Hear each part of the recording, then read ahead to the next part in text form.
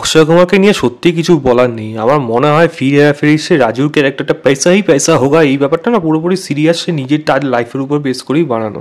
সে পয়সার জন্য যা কিছু তাই করতে পারে। এবং একটা মানুষ সাউথের সিনেমা রিমেক করে, ঠিক আছে, সেটাও মেনে নিলাম যে রিমেক চলে না, সেই সময় সাউথের সিনেমা সে রিমেক করে চলেছে। একটা হিন্দি সিনেমারও রিমেক করলো যেই সিনেমাটা 1 বছর আগে রিলিজ করেছে। মানে এই সিনেমাটা মানে মানে কীভাবে তারা বানালো, আমি ম্যাডকের কথা ভাবি, তারা এরকম ধরনের সিনেমা বানাচ্ছে, প্রত্যেকটা সিনেমা একটা একটা করে মাইলস্টোন ক্রিয়েট করছে, এবং সেখানে একটা এরকম স্কাইফোর্সের মতো সিনেমা যেটা নিয়ে অ্যাটলিস্ট ওই প্রোডাকশন হাউসের জন্য একটা ভরসা ছিল যে তারা হয়তো কিছু বানাবে এটাকে নিয়ে। কিন্তু তার গল্প সম্পূর্ণ ফাইটারের রিমেক, এটা যে হবে সেটা একেবারে বুঝতে উঠতে পারিনি এতদিন ধরে। এই সিনেমাটা পুরো ফ্রেম বাই ফ্রেম ফাইটারের থেকে ঝেড়েছে, পুরো ফ্রেম বাই ফ্রেম, এক একটা মোমেন্ট। দুই বন্ধু অক্ষয় কুমার এবং বীর এখানে যে রয়েছে, বীর অ্যাকশানে গিয়ে মানে তারা সেখান থেকে পাকিস্তানে আটকে পড়ছে, তাকে ছাড়াতে আবার অক্ষয় কুমার বিউরিকেসির থেকে এত লোক আসছে, সেখানে কিভাবে দু দেশের মধ্যে কথাবার্তা চলছে, আলটিমেটলি তার বন্ধুকে বাঁচিয়ে আনতে পারছে নাকি, ফাইট সিকোয়েন্স, দুটো প্লেন এক মুখোমুখি করে এরকমভাবে যাবে, সেই জিনিসটা মানে কীভাবে এরকমভাবে ফ্রেম বাই ফ্রেম নকল করে আমি বুঝে উঠতে পারি না। এই সিনেমাটা যদি ফাইটারের আগে আসতো আমি তবুও বলতাম সিনেমাটার মধ্যে একটা ভালো দিক উঠে আসছে। এরকম ধরনের সিনেমা ইন্ডিয়া পাকিস্তান রিলেটেড বহু জিনিস এরকম হয়ে গেছে, আগামী দিনেও হবে। কারণ পাকিস্তানকে খেলাতে পারলে সেটা যেইভাবেই হোক, সেটা লজিক থাকুক মানে বা না থাকুক, সেটা লোকে এমনি এনজয় করে। কিন্তু একটা টাইমে যখন এরকম ধরনের সিনেমা আসছে, এরিয়াল অ্যাকশন বেস সিনেমা যখন, তখন ফাইটার যেহেতু এত ভালো প্রোডাকশন, এত ভালোভাবে সেগুলোকে শ্যুট করা, সিনগুলো দেখতে এত সুন্দর লেগেছে, তারপরেও লোকে ইন্ডিয়াতে সিনেমাটা হিট ভার্ডিক্ট পায়নি। সেখানে স্কাই ফোর্স তার থেকে চিপ, কম বাজেটে, মানে পুরোপুরি বোঝা যাচ্ছে ভিএফএক্সে পুরো গাফিলতি রয়েছে, plus frame by frame remake হচ্ছে, সেটা মানুষে কীভাবে দেখবে? তার মধ্যে অক্ষয় কুমারের বাজারে এই অবস্থা। আমি জানি না, মানে একটার পর একটা সিনেমা সে করেই চলেছে, এবং একে বলে কোনো লাভ নেই। মানে একে ওর মর্জির মতো, মানে আমি ভাই পয়সা কামাবো, তার জন্য আমি যত ফ্লপ দিই আমি সুপারস্টার থেকে একটা বি গ্রেডেড হিরো হয়ে যাই, তবু আমি পয়সা কামানোর জন্য একটা পর এক রিমেক করবো, বছরে 4-5টা করে সিনেমা করবো, এটাই হলো অক্ষয় কুমারের এজেন্ডা। পরিষ্কার বোঝা গেছে এই মানুষটা শুধরানোর না, এই শুধরাবেও না। জীবনে একটা যদি ওরকম ফ্র্যাঞ্চাইজি বেস সিনেমা আসবে, তবুই যদি একটা হিট দিতে পারে, না হলে এরমভাবে প্রত্যেকটা সিনেমা বক্স অফিস থেকে মুখ থুবড়ে পড়বে।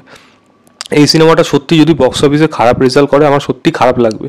কারণ সিনেমার জনার এবং সিনেমা, অ্যাটলিস্ট সিনেমা ওয়াইজ এই সিনেমাগুলোকে খারাপ বলা যায় না, কিন্তু যেহেতু frame by frame remake plus market value এখন এতই অক্ষয় কুমারের বাজে, যার জন্য হয়তো সিনেমাটা কীরকমভাবে বক্স অফিসে ওয়ার্ক করবে তাও বলা যাচ্ছে না। 24শে জানুয়ারি সিনেমাটা রিলিজ করবে, লোকের মধ্যে কোনো হাইপই নেই, কথাই বার্তা নেই, ওই জাস্ট একটা করে শেয়ার করে দিচ্ছে স্কাই ফোর্সের, ওইভাবে আসছে, এইভাবে কোনোদিন হয় না।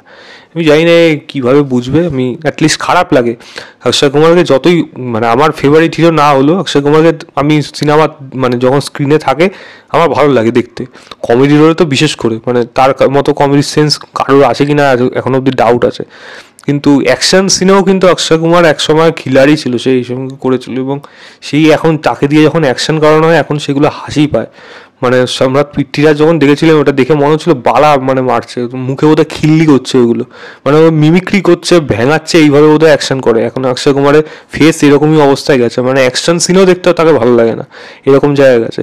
তাকে যদি ভালোভাবে অ্যাকশনভাবে প্রেজেন্ট করতে না পারে, তাহলে সেটা ডিরেক্টরের মানে খারাপ, মানে তাকে প্রেজেন্ট করতে পারছে না। এবং সিমিলারলি অক্ষয় কুমারেরও কোনো ইমপ্রুভমেন্ট নেই নিজের কাজের মধ্যে, এবং নিজেকে ভাঙতে সে পারে না। সে ওই তাড়াতাড়ি সিনেমা করবে, তাড়াতাড়ি পয়সা কামাবে, এইভাবেই তার জীবনটা মনে হয় বাকি জীবনটা পুরোপুরি এইভাবেই চালাবে। যদি না শুধরায় তাহলে এরকমভাবে পরিষ্কার বক্স অফিসে একটার পর একটা সিনেমা মুখ থুবড়ে পড়বে। দেখা যাক এই সিনেমাটা কীরকম হয়। এখানে নিমরত করকে দেখা গেলো অক্ষয় কুমারের ওয়াইফের ভূমিকায় সে হয়তো থাকবে, এবং সারা আলি খান থাকবে বীরের ওয়াইফের ভূমিকায়। এবার দেখা যাক সেটা কীরকম হয়, কীভাবে এই সিনেমাটা, জানি না বক্স অফিসে কীভাবে ওয়ার্ক করবে। ডায়লগ রয়েছে, পাওয়ার প্যাক ডায়লগ রয়েছে, তবে সেটা যে শুনতেও যে খুব ভালো লাগছে তা না। তবে হ্যাঁ, অক্ষয় কুমার আছে যখন, অক্ষয় কুমারের মুখ দিয়ে যখন এরকম ডায়লগ দেবে এবং দেশভক্তির ডায়লগ দেবে, সেটা আশা করি লোকে হলে বসে যারা দেখতে যাবে তারা হয়তো কিছু হলে এনজয় করবে, কিন্তু বাকিটা তো সময় বলে দেবে। দেখা যাক এই সিনেমাটা কীরকম হয়। আমার খুব একটা বেশি আশা নেই সিনেমাটা থেকে, তবে হিট যদি কোনো রকমে যদি সিনেমাটা চলে যায়, অ্যাটলিস্ট ভালো লাগবে যে এরকম হিন্দি সিনেমার রিমেক করে সে বক্স অফিসে যদি দাঁড়াতে পারে সেটা তার সত্যি, তাহলে ভাগ্য যদি খুলতে পারে সেটা তার ব্যাপার। যাই হোক, আমি লিঙ্কটা দিয়ে রাখবো ডেসক্রিপশনে, আপনারা অবশ্যই গিয়ে চেক করবেন, চেক করে জানাবেন আপনাদের কেমন লেগেছে। তো এই ছিল আমার ওভারঅল রিয়াকশান স্কাই ফোর্সের ট্রেলারে।